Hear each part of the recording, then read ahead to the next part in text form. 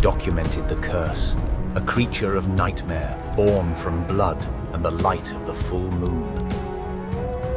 Long before cities rose and machines ruled the earth, the night belonged to the wild.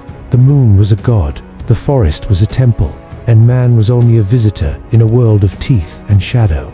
Around ancient fires, when the stars hung low and fear felt close enough to touch, our ancestors whispered of men who changed shape, men who ran with the wolves. These were not stories of entertainment, they were warnings. They were reminders of the thin line between the hunter and the hunted, between man and beast. The idea of a human turning into a wolf is as old as civilization itself. It is found in the earliest myths of Mesopotamia, in the deserts of the Middle East, and in the snow-laden mountains of Greece.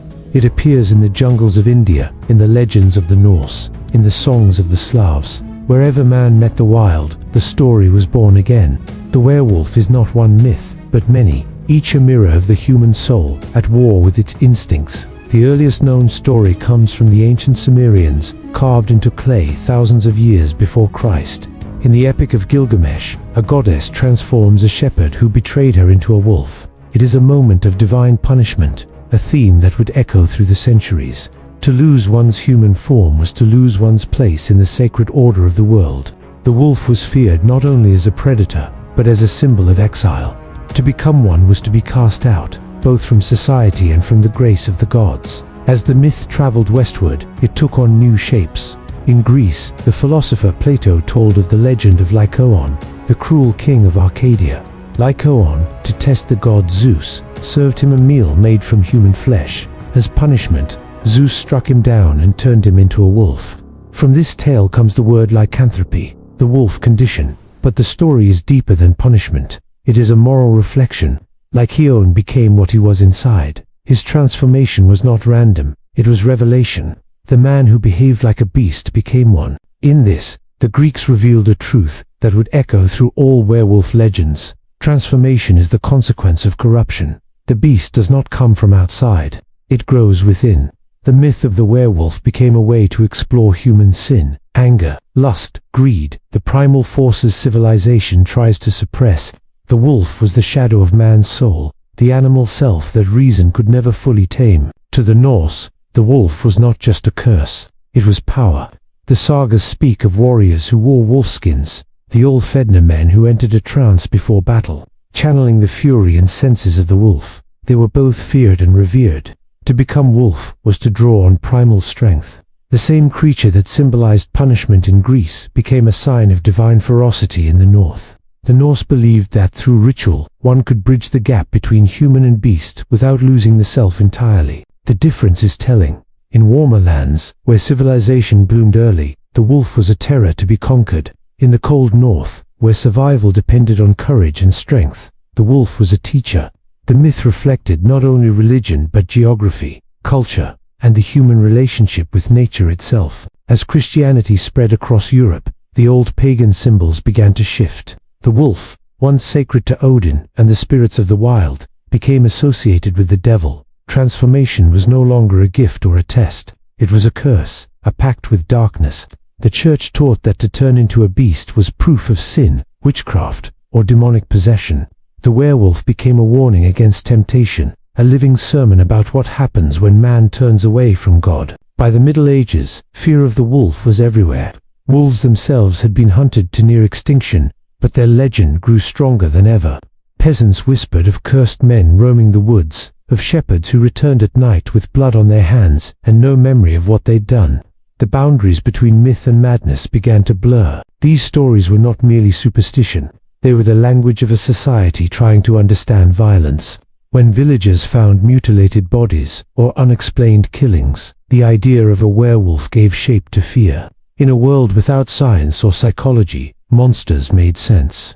To call someone a werewolf was to explain what seemed otherwise impossible. How a man could commit unspeakable acts and still call himself human. Every myth, after all, is a mirror.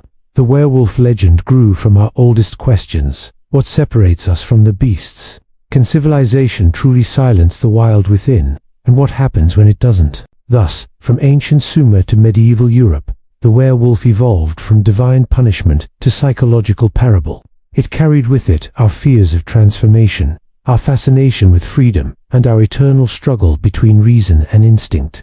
The story was never just about wolves, it was about us, and it would continue to evolve, following humanity through the ages, changing shape as we did. For the wolf was never only outside the village, it lived inside the heart of man, waiting for the moon to rise. As Europe entered the late Middle Ages, fear began to take on new faces. The church held immense power, yet its followers still trembled in the dark. Disease swept through towns, famine struck villages, wars tore across kingdoms. In every shadow, people saw the devil's hand. And in this world of fire and superstition, the werewolf became not just a legend, but an accusation. From the 15th to 17th centuries, werewolf trials swept across Europe with the same hysteria as the witch hunts. In Germany, France, and Switzerland, men and women were tortured into confessions, forced to admit they had prowled the woods at night in the shape of wolves, devouring the innocent. Their proof was the same as witches: scars, strange behavior, or a lonely life. Under the crushing weight of fear, the myth of the werewolf became a tool of control. One of the most famous cases was that of Peter Stump in Bedburg, Germany. In 1589, Stump was accused of transforming into a wolf and killing both animals and people, even his own kin. His trial records, filled with torture and confession, read like a nightmare. A man chained between two worlds, condemned not for what he had done, but for what he represented. His death, mutilated and burned, was not just punishment, it was purification. Across the continent, others met similar fates. In France, the legend of the Beast of Gévaudan told of a monstrous wolf that terrorized the countryside, killing over 100 people between 1764 and 1767, though no one ever proved it was human. The idea took root that it must be a man cursed, a werewolf, a servant of evil. These stories were not about beasts in the forest, they were about the fear that evil could wear a human face. But even as the fires of superstition burned, the legend was changing. Renaissance thinkers began to question old beliefs. Physicians studied mental illness and wrote of clinical lycanthropy, a psychological condition in which a person believed themselves to be a wolf. For the first time, the curse was not spiritual but mental. The werewolf moved from theology to psychology, from sin to sickness. This shift was monumental. It marked the beginning of a new way to see the monster, not as a creature of evil, but as a reflection of human suffering. Those who once would have been burned were now examined. The beast was no longer outside man, it was within his mind. In folklore, too, the myth began to soften. In some Slavic and Baltic tales, the werewolf was not damned but cursed unjustly. In others, transformation could be undone through love, sacrifice, or redemption. The creature began to resemble the people who feared it, not pure evil, but tragic, conflicted, longing to be free. As the Enlightenment dawned, belief in werewolves faded. But myths never die, they evolve. The werewolf retreated from the courts and into the imagination. It entered the pages of literature, where it became a symbol rather than a superstition, a metaphor for the dark side of human nature that no age of reason could erase. By the 18th and 19th centuries, the werewolf's howl no longer echoed in the courtroom but in the human heart. It was no longer just a monster story, it was a question. What happens when civilization cracks and the beast beneath breaks free? This question would define the centuries to come. Because though the tortures and trials faded, the world had not become less savage. The wars, the greed, the bloodlust, they only changed form, and the myth of the werewolf would return, reborn in art, literature, and film, to remind humanity of what it tried hardest to forget, that the line between man and monster has never truly existed. The 19th century came like a new dawn. Europe was changing, the fires of superstition had dimmed, and the age of science had begun to rise. People believed they had left the monsters behind in the dark forests of the past. But even as reason conquered the world, something ancient still stirred beneath the surface. The werewolf, that timeless symbol of man's struggle with his own nature, did not vanish, it simply learned to hide. And soon, it would return, not as a creature of fear, but as a mirror of the human soul. In this new world, writers began to rebel against the cold rationality of science. They turned to passion, to darkness, to the mysteries of the heart. From this rebellion came a movement called Romanticism, and within its haunted castles and moonlit landscapes, the old myths found new life. The werewolf became more than a monster. It became a metaphor. The Romantics saw in it the eternal conflict between reason and instinct, the civilized and the savage. The wolf was the heartbeat of the wild world that humankind was trying to bury beneath cities, factories, and machines. By the time the Gothic Age arrived, the werewolf's howl echoed again. Writers like Goethe, Coleridge, and later Mary Shelley explored the boundaries of creation, identity, and the human condition. Frankenstein's creature, Dr. Jekyll's transformation into Hyde, the cursed immortality of Dracula, all of these reflected the same ancient anxiety. What happens when the beast within refuses to stay chained? The werewolf had found a new voice in the age of reason, a symbol of what reason itself could never fully tame. And then, in the 20th century, the legend stepped onto a new stage. In 1941, Universal Pictures released The Wolfman, and everything changed. For the first time, the werewolf was not just a story told in whispers or written in books. It was something you could see, something you could feel. The character of Larry Talbot was not an evil man. He was tragic, cursed, and human. Bitten by a creature of the night, he carried within him a darkness he could neither control nor escape. Under the full moon, he changed, body twisting, bones cracking, his humanity slipping away with every agonized breath. Audiences were terrified, but also moved. For the first time, the werewolf was not a villain to destroy, but a soul to pity. It became a symbol of the struggle within us all, the war between the face we show the world and the one that howls inside. After 2 world wars and the trauma they left behind, this image resonated deeply. The curse of the werewolf began to reflect something real, the pain of those who could not control the darkness they carried home from the battlefield, or the guilt of a generation that had seen humanity itself become monstrous. As psychology began to rise in the 20th century, the werewolf found a new meaning. Sigmund Freud spoke of the ID, the wild, instinctive part of the mind that acts without restraint. Carl Jung called it the shadow, the side of ourselves we deny, but which shapes us all the same.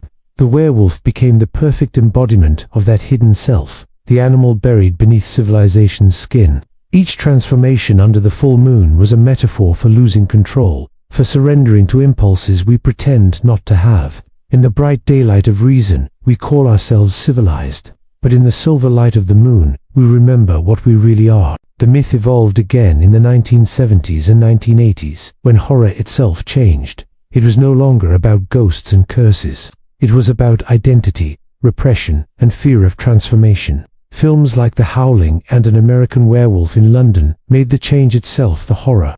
The scenes of transformation, bones stretching, faces twisting, skin tearing became visual poetry, representing not only physical pain, but the agony of psychological rebirth. These stories didn't ask whether monsters were real. They asked whether we could live with the monsters we carry inside. Each decade reshaped the legend to reflect its own fears. In the 1940s, the werewolf was the victim of fate. In the 1970s, it became rebellion, a wild cry against conformity. By the 1980s, it was chaos unleashed, the body itself turning traitor. And in the modern era, the myth took on a new skin again, through genetics, science fiction, and even romance. Movies like Underworld turned werewolves into warriors. Twilight made them symbols of loyalty and longing. Teen Wolf transformed the curse into a metaphor for adolescence, for the confusing metamorphosis of youth, when you no longer recognize the person in the mirror. The werewolf had traveled from divine punishment to psychological awakening, from horror to heartbreak. It became less a creature of evil and more a reflection of the human journey. In every age, it changed to fit the shape of our fears. To the ancients, it was wrath from the gods. To the Greeks, moral decay. To the Norse, a test of strength. To medieval Europe, a sign of sin and exile. And to us, it has become a mirror, showing the side of humanity that refuses to be caged. The wolf, after all, is everything we both fear and admire. It is wild, untamed, loyal, fierce. It is freedom incarnate, a freedom that terrifies us, because it demands we surrender control. When we look at the werewolf, we are looking at a dream of release, of power, of living without the weight of rules. But every release has a cost. To give in completely to instinct is to risk losing the self altogether. That is the oldest lesson of the myth. You can embrace the beast, but you must not let it devour you. Even now, the werewolf remains one of the most enduring figures in storytelling because it touches something universal. Change is inevitable, painful, and often frightening. We all have moments when we transform, not under the moon, but under pressure, under grief, under desire. We all know what it means to lose control, to become someone else for a while. The werewolf gives that feeling shape. It tells us that the wildness we fear is also part of what makes us alive. In the mythology of monsters, the werewolf stands opposite the vampire. The vampire represents control, immortality, and cold restraint, the calculated hunger that never dies. The werewolf is the opposite: heat, passion, and chaos. Where the vampire rules from shadows, the wolf runs free beneath the moon. Together they represent the two sides of human nature: order and instinct, reason and emotion, heaven and earth. And of the two, the werewolf is closer to the heart, because it is not evil, it is simply alive. From the shepherd cursed by a goddess in ancient Mesopotamia, to the cursed kings of Greece, from the Viking berserkers to the peasants burned as beasts, from silver screens to streaming screens, the story has never really changed. It is always about the same thing: the fragile boundary between what we are and what we could become. The werewolf endures because it is not just a monster, but a truth, the truth that inside every human being there is a creature waiting, breathing, watching. And so the legend continues. Every full moon, every story told in firelight, every film that makes us flinch or weep, reminds us that the beast is still with us. Maybe it always will be, because no matter how far civilization advances, there will always be something wild in the human heart, something that remembers the forest, the hunt, the freedom of the howl. The werewolf is not just a creature of darkness, it is the echo of what we once were, and what, perhaps, we still are. So the next time the moon rises high and the world grows quiet, listen carefully. You might not hear a beast in the woods, you might just hear yourself, the rhythm of your own pulse, the whisper of the ancient wild calling your name. And in that moment, for just a heartbeat, you'll understand why the werewolf never died. It was never meant to. It has always lived inside us.